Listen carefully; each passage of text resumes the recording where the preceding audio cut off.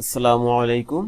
আমরা template literal strings নিয়ে কাজ করতেছিলাম বা টেমপ্লেট স্ট্রিংস নিয়ে কাজ করতেছিলাম। তো আজকে এর সাথে কিছু এক্সাম্পল নিয়ে কাজ করি, যেটা আমাদের আরো এক্সপার্ট হতে এবং প্রবলেম বুঝতে বা খুব দ্রুত কাজ করতে হেল্প করবে। তো চলুন শুরু করি। এখানে আমি একটা অবজেক্ট নিয়েছি।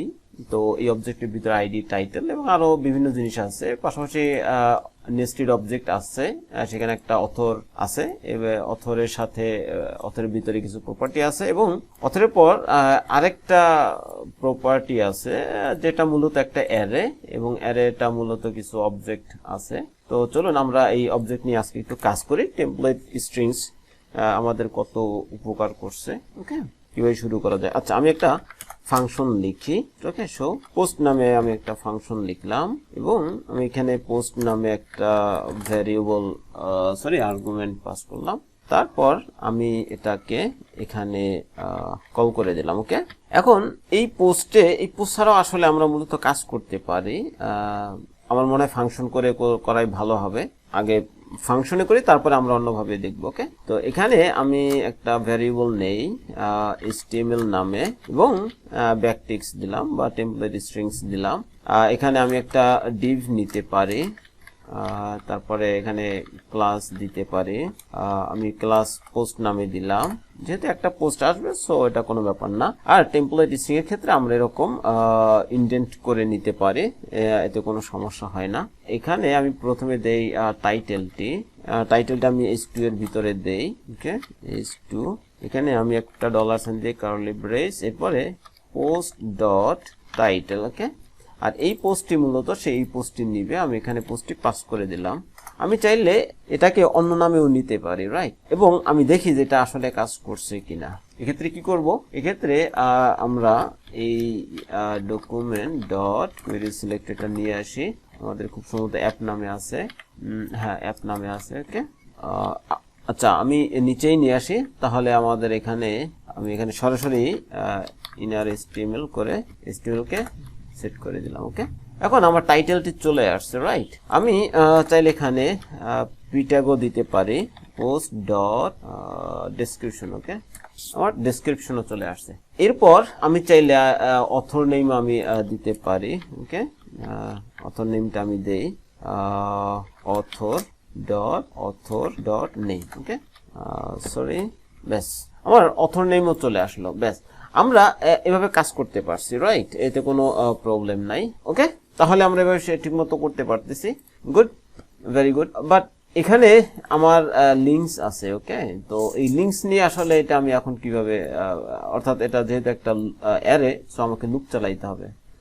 সো আমি ঠিক এখানে নামের নিচে আমি আরেকটা কি বলে আনঅর্ডার লিস্ট নেই।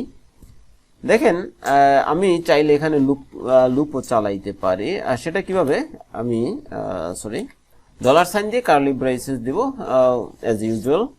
এরপরে আমি কি দিব, পোস্ট ডট আমি দিতে পারি কি বলে অথর ডট লিঙ্কস, এবং এটা আমার হচ্ছে একটা অ্যারে। সো ম্যাপ আমি দিতে পারি কি বলে লিঙ্ক দিতে পারি, বা সোশ্যাল মিডিয়া নামে আমি দিতে পারি। সো আমি এখানে গেলাম, অর্থাৎ আমি এটাকে একটা কল ব্যাক ফাংশন হিসেবে নিলাম এবং এটা আপনার কি বলে অ্যারো ফাংশন হিসেবে নিচ্ছি। তো এখানে আমাকে কয়েকটা জিনিস খেয়াল রাখতে হবে, যে আমি টেমপ্লেট সিনট্যাক্সের ভিতরে বা ব্যাকটিক্সের ভিতরে চাইলে আমি আবার ব্যাকটিক্স নিতে পারি।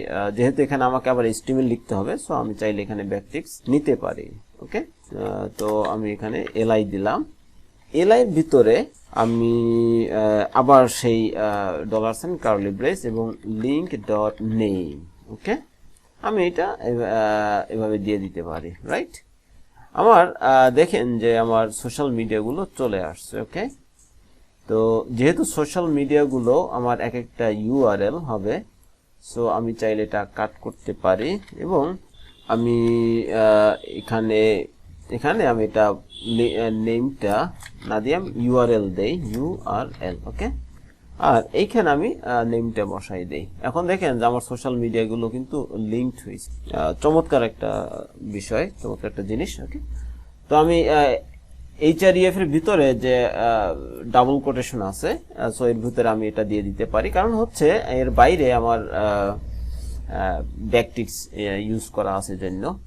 এখানে আরেকটা প্রবলেম আছে, কমা আসছে, এটার জন্য আমি এই যে ম্যাপ নিয়েছি, সো এই ম্যাপের বাইরে আমি জয়েন ইউজ করতে পারি।